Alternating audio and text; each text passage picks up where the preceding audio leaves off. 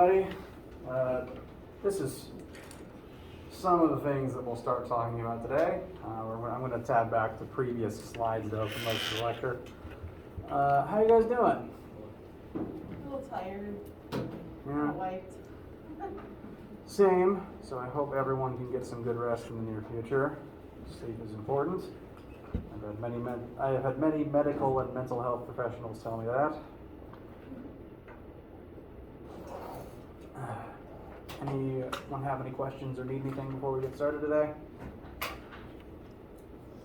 The virtual lab that we're doing, and you record the tension, it's the tension in the string, right? Yes.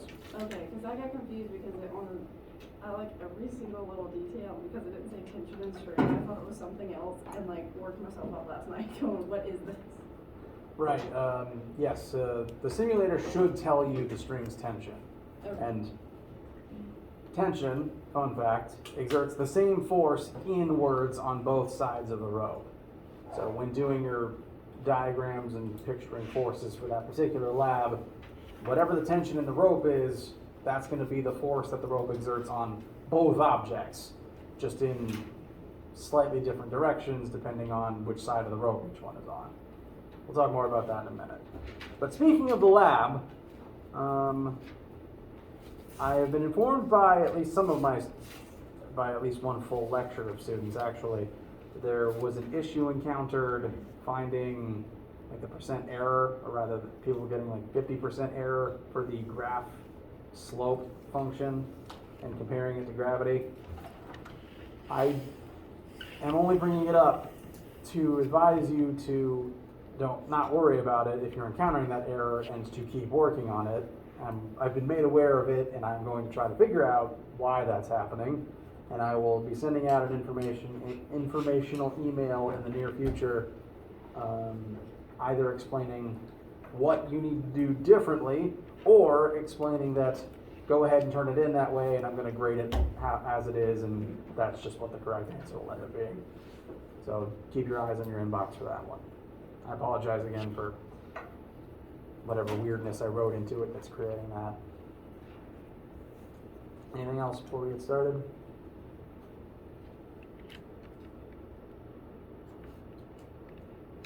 All right. So, I'm going to look at the calendar briefly. Today is September 29th. We have lecture today. We also have lecture this Friday, October 1st. This week we have a virtual lab that you guys should continue working on. You should also continue working on your Chapter 4 homework, which is currently due October 4th.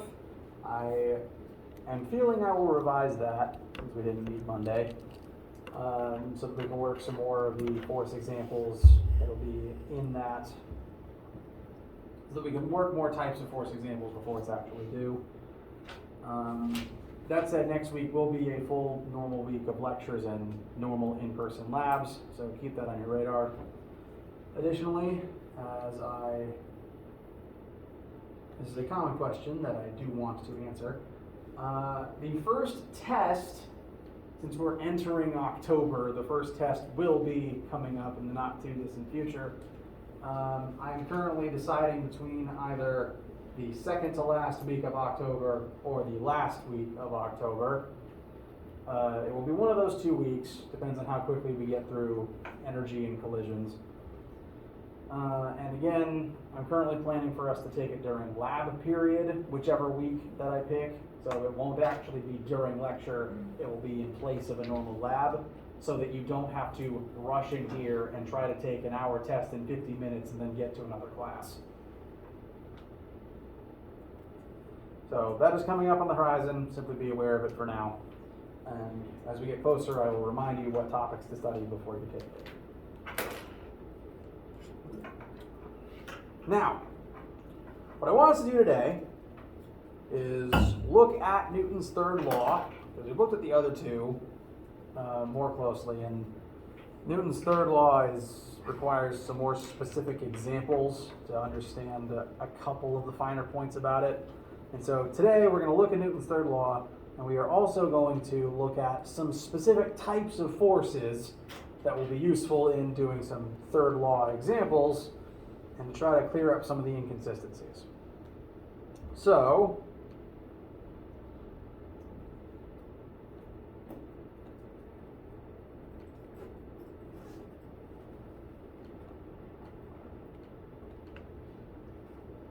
there we go.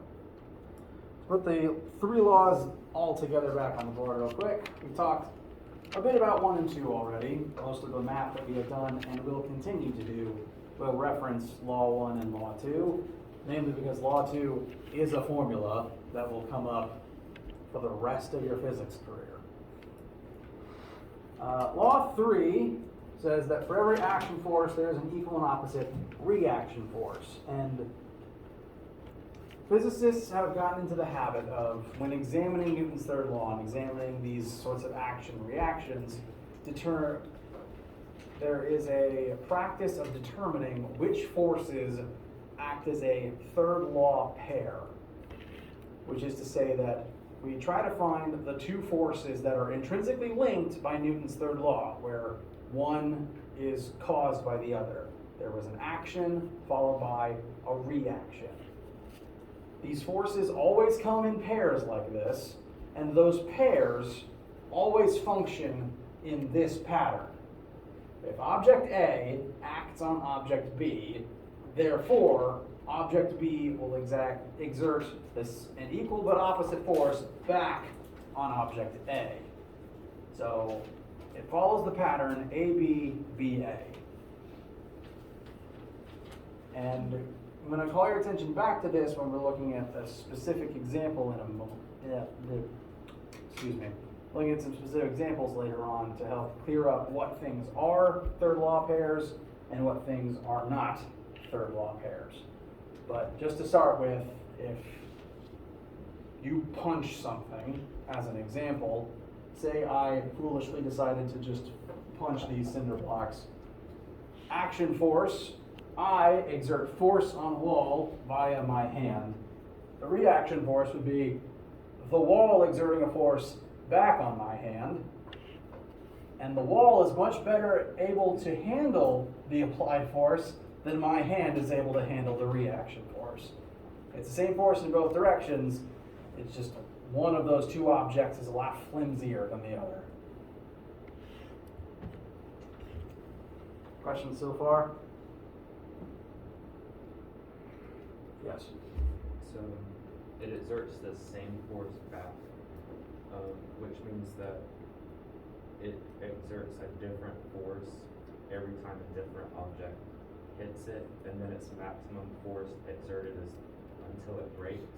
Correct. There is one caveat, and it's that if you exert a force greater than the object can handle, then it will exert as much as it can as it breaks, but as it breaks, it begins accelerating, which shows that the forces on it are imbalanced. It's unable to handle the force acting on it, and so it accelerates as a result, while shattering into pieces probably.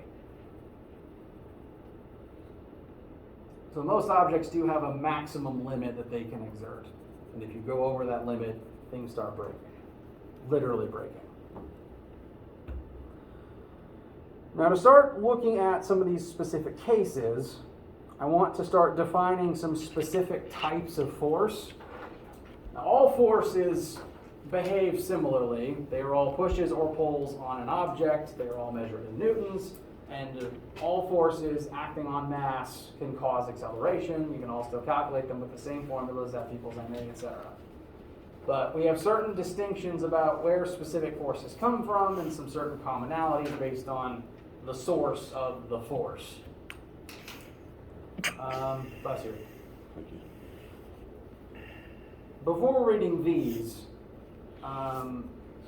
there are some forces that are kind of undefined just because of how many places that force can come from.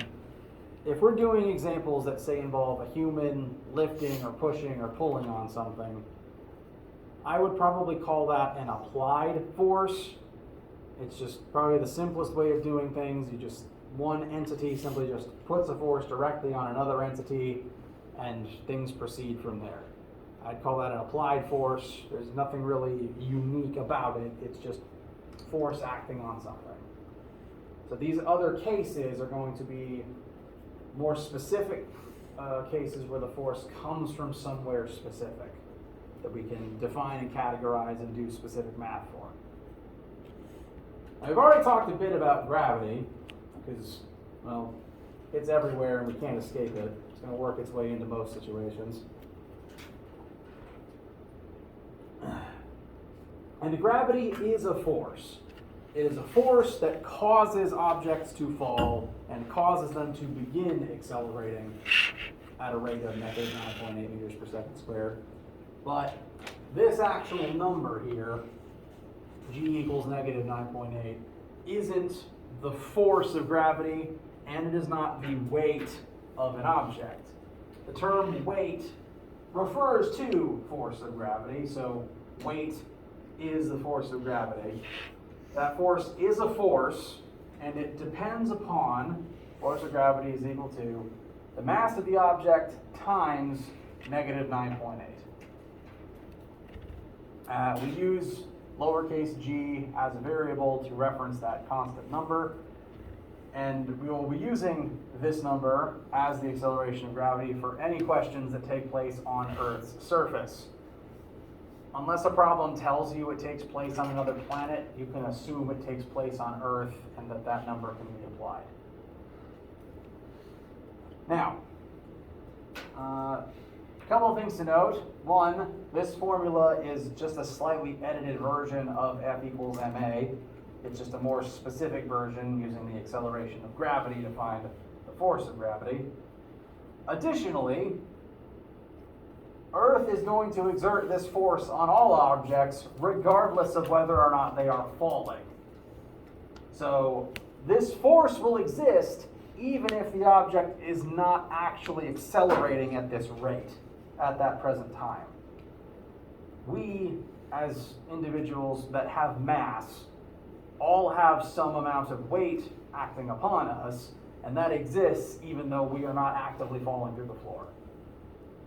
So we use the 9.8 to find the weight, even though we are not actively accelerating at that rate every hour of the day.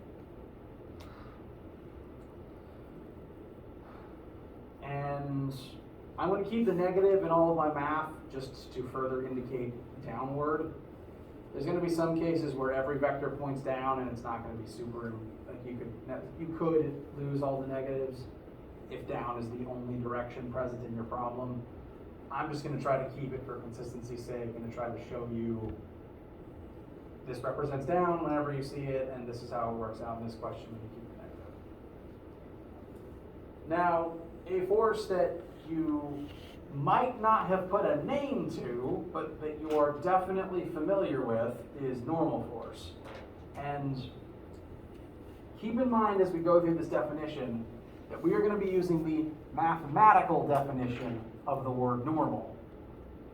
And in math circles, normal is a synonym for perpendicular. I don't know why I didn't invent either the physics terms or the math terms. I would have renamed several things if I did. But we call it normal force because perpendicular force is not specific enough. So normal force is the specific phenomena where a surface, not necessarily a whole object, but one surface of an object, a flat plane, exerts a force perpendicularly out of itself to counteract a force exerted perpendicularly into that same surface. Which is a lot of words for something that you might not have defined before, but to draw your attention to a direct example that is currently acting upon your bodies, as you sit in a chair, your body is pressing perpendicularly downward into a horizontal surface. You are exerting a force into your seat. Therefore, you are exerting this force downwards. Therefore, the seat is going to press back up on you. And that's the force that's keeping you in your chair and causing you not to fall into the floor. So this force is currently acting on all of you. That's the normal force the chair exerts upwards on your body. And this is the case anytime any force acts into a surface, the surface will also act perpendicularly out of itself.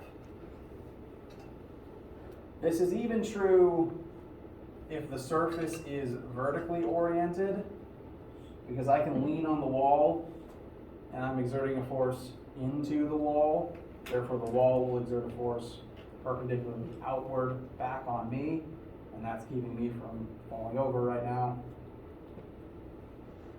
It is worth noting, though, that in all of these situations, both the incoming and outgoing forces have to be perpendicular to the surface. Again, hence the normal designation. Yes? Okay, how does a spring work? Like these chairs that dip down, so if I like jump in the chair, it kind of goes down then back up. So, the moment you begin exerting your force on the chair is not in a position to exert as much force back yet. Kind of like if you were to punch or karate chop a stick, it cannot physically exert a reaction force back strong enough. It does what it can, but it breaks in the process. So the chair, in its current state, is physically unable to exert exactly the force required, and that means that you are going to begin pushing the chair down.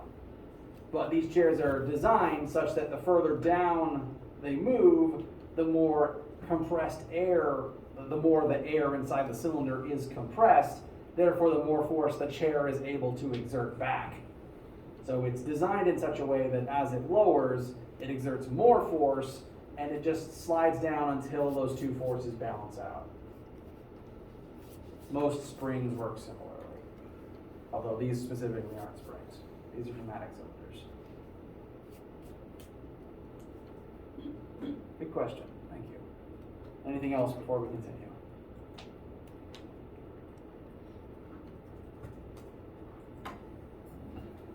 Okay.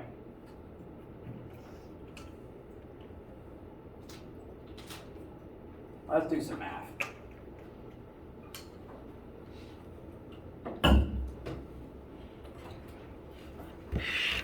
We have a 100 kilogram block. I'm probably going to swap back and forth calling it a box or a block. And for the visual representation, this is going to be the box sitting here on this table. So, we know its mass, 100 kilograms. I am now going to, as we start doing more force questions, I am going to begin drawing free body diagrams. I might also call them force body diagrams. The terms are synonyms. You can use one or the other. And a free body diagram is just a fancy way of saying a picture with force arrows on it. You draw some representation of the object, and because most physicists aren't artists, that representation is pretty much always going to be a box, even when the object isn't a box. It's just easier that way. And as we continue on, we're just going to put arrows on this representing all of the forces acting on this particular object. So as we start doing more examples, we'll start drawing more diagrams and get into the practice of identifying what every single force acting on something in a question is and putting arrows on the picture accordingly so that we know, we can visually track what all the forces are, which ones are in what axis, how they all add up, etc. So we'll be finishing this picture as we go. To start with, we were told the mass of the box. Is there any other variables that we can pull from the one sentence that begins this question? Gravity. Okay, I didn't specify we weren't on Earth, so we can assume we're on Earth, which means that G will equal -9.8 meters per second squared. that will be useful. Anything else?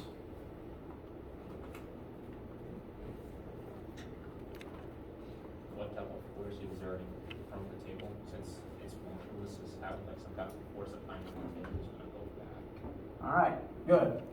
So, since we're on Earth, there must be a force of gravity pulling down. And if the box is motionless, that means there must be some other force holding it in place.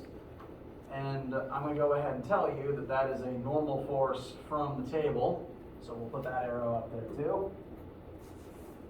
We can also pull some numbers out of the word motionless. Because what would that tell us about the velocity? 0. Very good. What would that tell us about the acceleration? 0. Very good. Keep in mind the actual net acceleration is a distinct variable from g, because g is a constant that tells us, that helps us find weight and would tell us the acceleration if it was in free fall.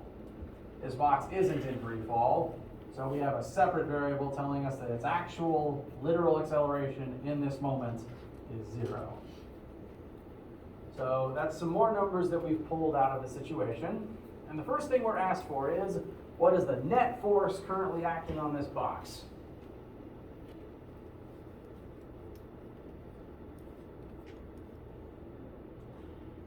And to prove that algebraically, we know mass, we know acceleration, we want net force. When I say net force, I'm going to refer to sigma F, the sum of all the forces acting on one object. And we do conveniently have one formula with all those things in it, so let us consult Newton's second law. Net force is equal to mass times acceleration. We know the mass, we know the acceleration, so what is the net force? 0. 0. As a general rule, if your object isn't accelerating, then the net force is going to be 0.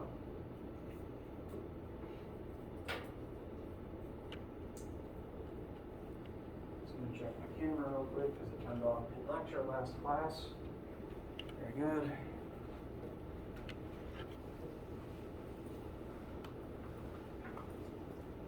All right, we've determined net force. Now, does this mean there are no forces acting on the box? No. No, we already know that not to be the case because this box is on Earth and it's on a table. And what that tells us is, anytime any object in the entire universe, if net force is 0, there's still forces on that object because gravity is literally inescapable. Even in the furthest depths of the void of space, there is still gravity because it extends infinitely from all objects. So even if you're nowhere near a planet or a sun or a black hole, heaven forbid, there's still gravity from those things. You're just so far away from so many of them that all the individual forces are tiny and they all add up to 0. So, all stationary objects, or every object moving at constant velocity, there are forces that just add up to 0. Now, what is the magnitude and direction of the force of gravity currently acting on this particular object? We have a specific variant of our formula to find weight. So, force of gravity is mass. Keep in mind, all of our formulas are designed for kilograms. So we were given 100 kilograms, and we're going to keep it that way. G is negative 9.8. So this box must have a weight of about 980 newtons in the negative y-axis. Negative tells us down. This is just my way of indicating to myself y-axis. You can write it any way you want. I just like the little vector symbol with a hat.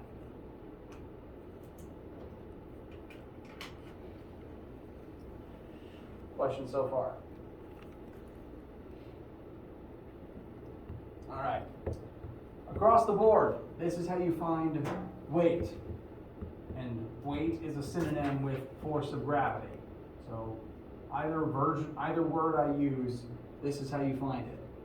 If I ask you what the weight of an object is, and you write negative 9.8 meters per second squared, that's wrong. That is acceleration of gravity. That is not weight.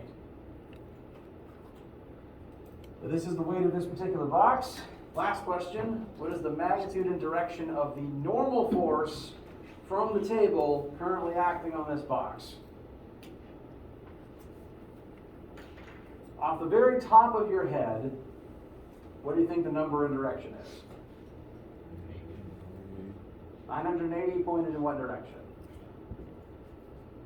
Well, if gravity points down, normal force has to point up. I am going to prove this algebraically, though, so that it's in your notes as a framework to use in other questions. This piece right here, sigma f equals 0. We can expand this formula further, because sigma f means the sum of every force acting on our one object. So we can redefine this one term in terms of the individual forces. So sigma f, we want to add all the forces acting on the one object together. We've identified normal force and force of gravity, and we already know they must add up to 0. We also already have a number for Fg.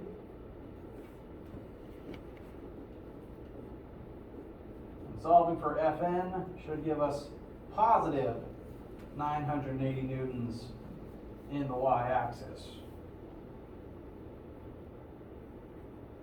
proving that it points upwards instead.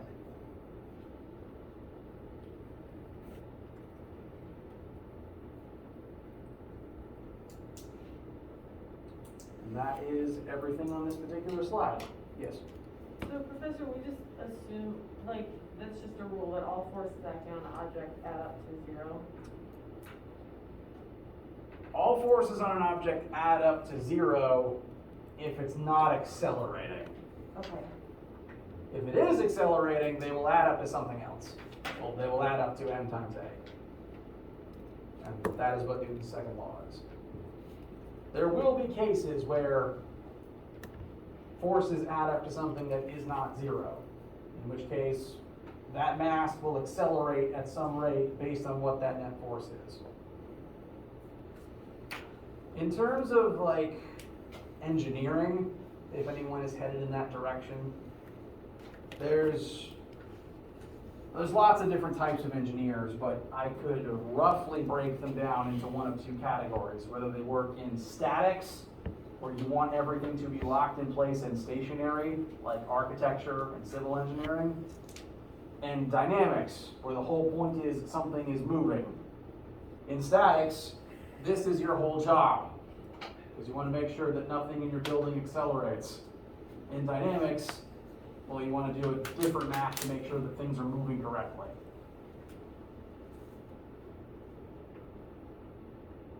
Questions so far? Yes. Is there a scenario where these two will be not equal to each other? Hold on to that thought, because after I take a water break, that's where we're going next. Speaking of which, I need a water break. So if you need a water break, now's a great time for that.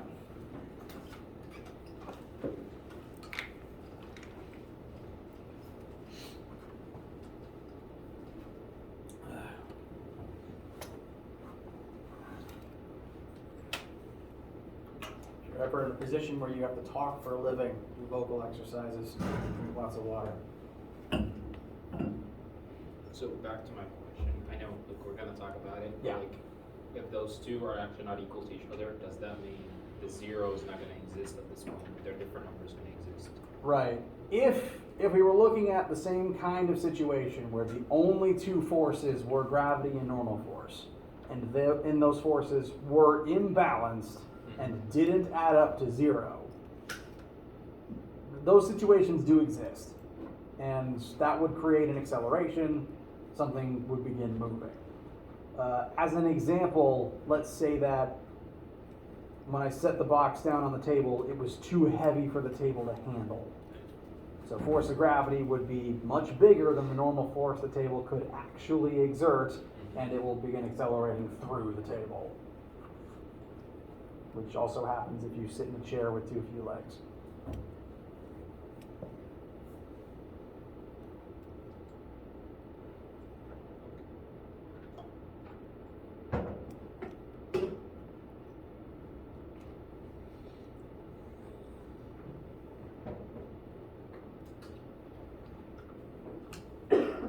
Bless you.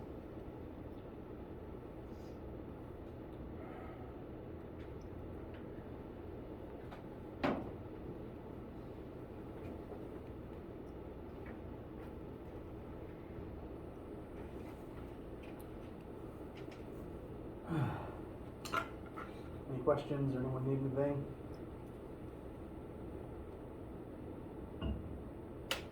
All right. So, in the examples we were just looking at, gravity and normal force happens to be equal and opposite. And that will be the case anytime an object is simply sitting still on a flat surface. Which leads some people to reasonably assume that gravity and normal force must be third law pairs. They are equal, they are opposite, and that will always be true. That will not always be true. And I'm going to prove why that's the case a few different ways, just to try to enforce that in your brain, because I don't want you to accidentally assume in every question you work that one number will equal the other, and you just make that assumption and get things wrong because of it. So this begins the section of the lecture titled, All the Reasons Why Gravity and Normal Force Are Not Third Law Pairs. First of all, one can exist without the other. In third law pairs, one is directly caused by the other one. But objects have gravity acting on them even if there's no normal force acting on them, like if they're falling. Similarly, you can have normal force in situations without gravity in the immediate situation, like if you lean on a vertical wall. I exert a force into the wall will exert a normal force outward on me. Neither of those things are gravity. So gravity and normal force can exist independently of one another. That proves that they are not intrinsically linked. Additionally, I've said that all third law pairs have to follow a sequence of if A acts on B, then B acts on A. I've written down an example, a sentence, where we look at the gravity and the normal force acting on me, gravity from Earth and normal force from the floor. So, if gravity pulls down on me, so gravity and the Earth are object A, I am object B, then the floor pushes up on me. Well, the floor isn't Earth's gravity or me, so the floor is actually object C. And then the sentence ends by referencing me again. So this is not ABBA, this is ABCB. It doesn't track with Newton's third law.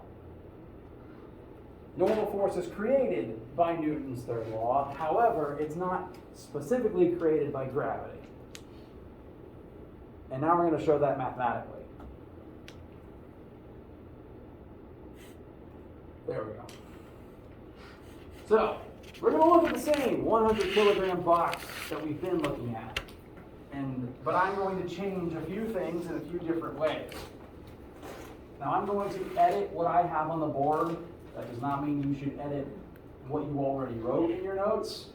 I just don't want to have to redraw everything, so I'm just going to change it slightly. You should draw separate pictures and draw separate formulas.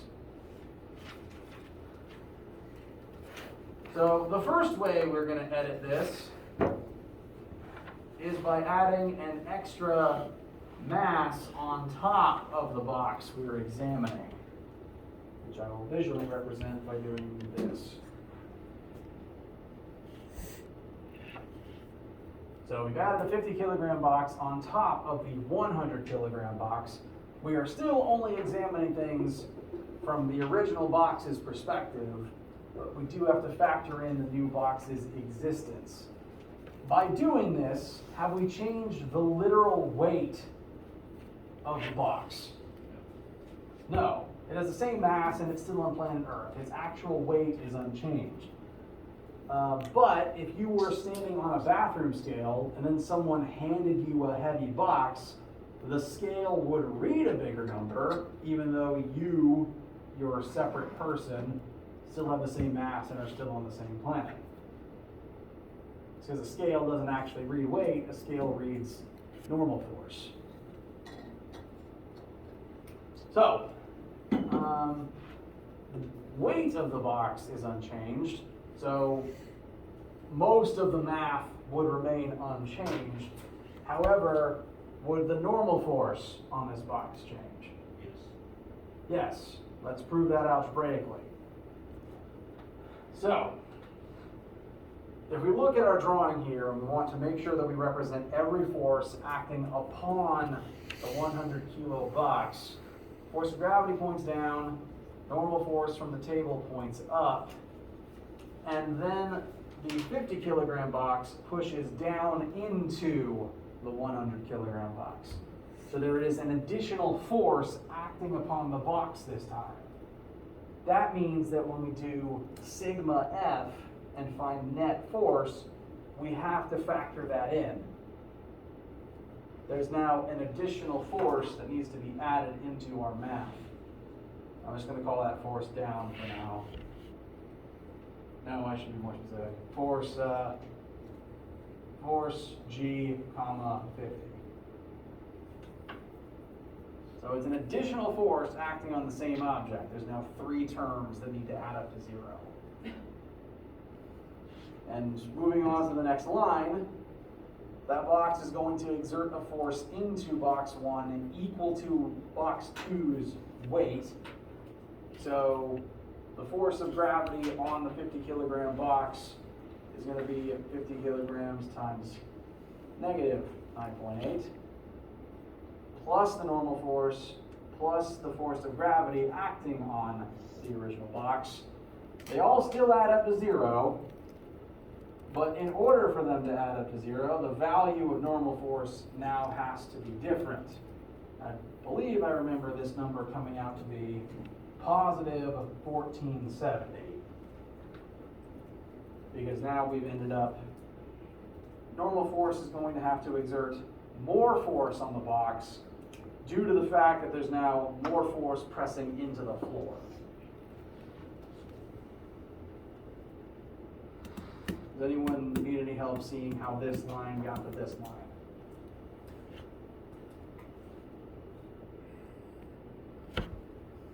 Okay.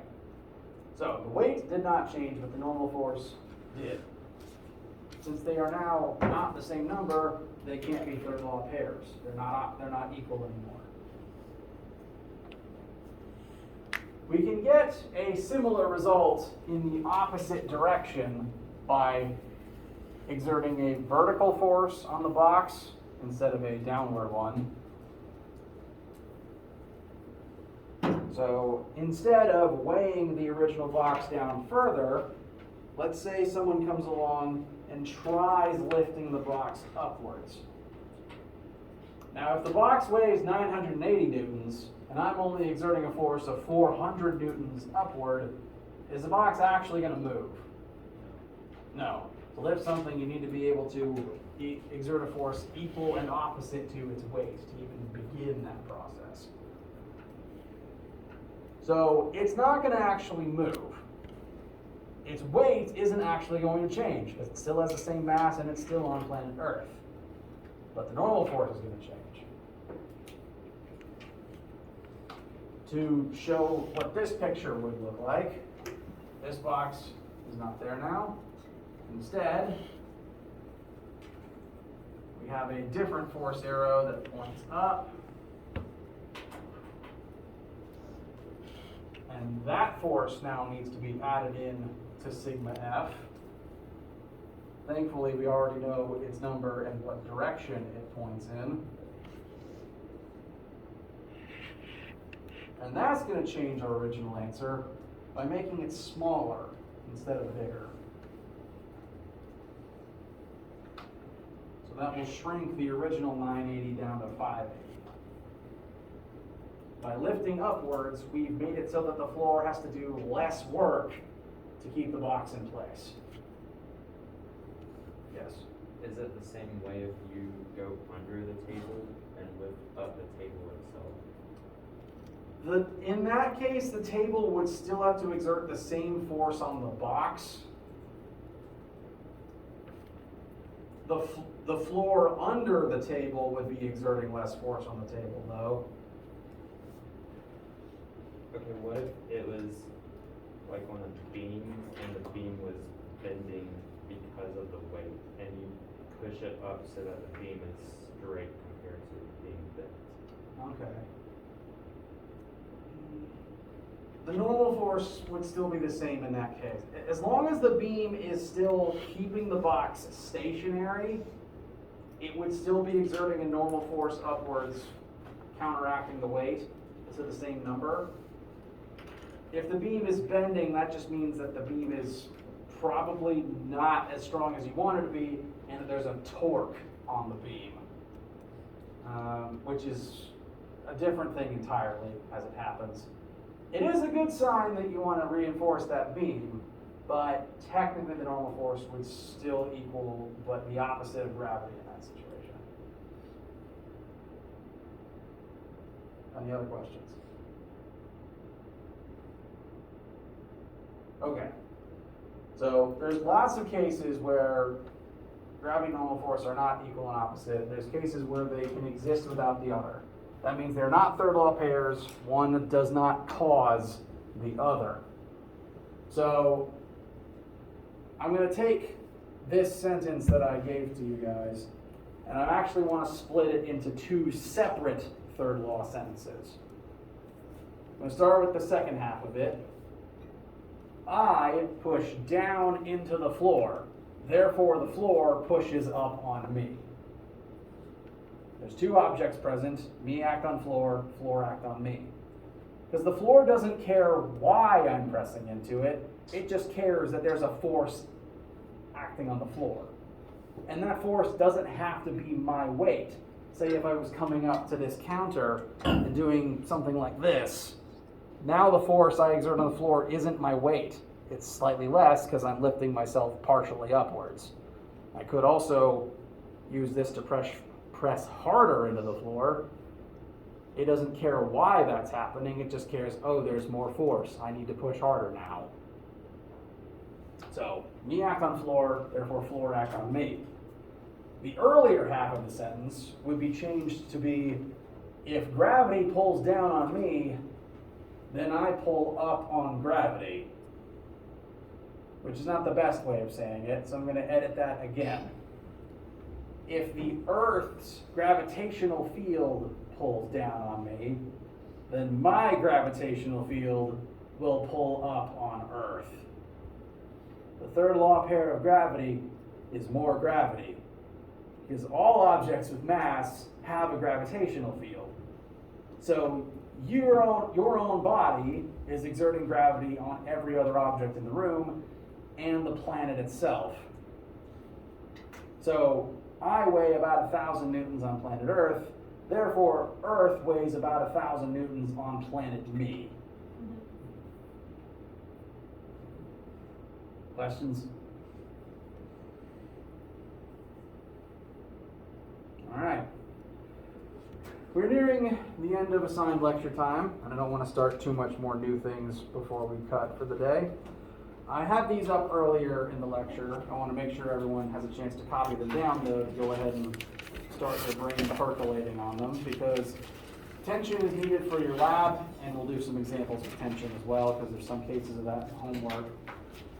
But additionally, we're probably going to spend a lot of Friday talking about friction, because again, it's been a collective headache to our civilization since the dawn of time. And it is honestly its own field of study almost. Now, tension, I think I've already mentioned a little bit that tension is a force that a string, a rope, or some other object capable of tensile properties exerts into itself on both ends when you pull outward on both ends of that object. So this is going to be a poorly defined rope, and I'm going to physically represent that by doing this, because things other than string can have tensile forces. If I pull outwards on both ends of this rope, it's going to pull inwards on both ends. My left hand pulls left, and the rope pulls right on the same hand. So the net force on this hand is 0, and it doesn't go anywhere. On the other side, this hand pulls right, and the rope pulls left. The force is out of 0, and this hand doesn't go anywhere. So the weird thing with ropes is they can exert the same force in two different directions. This is relevant on your lab because the lab gives you, when you turn on the system that tells you all of the numbers and measurements for tension, acceleration in the question, in the situation that you set up, it gives you one number for tension, because that's the one number that acts on both sides of the string. It's just that in the Atwood's machine sample, that one force would act to the right on this object, but up on this object. Same number for both cases, though. And how this works in tug of war, because in tug of war, some side needs to lose, right? The forces have to be imbalanced for the loser to lose. What happens there is the rope exerts the same force on both teams. What's different is the forces that either team exerts on the rope. That means that the net force on one side is different than the net force on the other side, and one of the sides will begin accelerating, even though the rope is still exerting the same force inward on both ends. We will do tension samples, if not on Friday, then at the very least next week. There's some in the homework that I want to make sure I define for you guys. But I also want to define friction, because again, it rears its ugly head literally everywhere. And we'll go more in detail. Just the standard box text definition for now is friction is a force that opposes movement. Specifically, it opposes movement where one object tries to slide across a second object. Like if you try to slide your feet across the floor, or if air tries to slide over your body, which is why air resistance exists. Also fluid dynamics, but we're not dealing with that. Friction slows down everything, which is why professional motion doesn't exist, and it's why your car engine overheats, and all sorts of unfortunate things that we'll talk about next time. So, any questions before we break? My camera's still running. So, be working on your lab and your homework. Let me know what questions you have as you're working on those. And if you don't have anything specific for me, then do have a wonderful day and stay hydrated and have a nice lunch.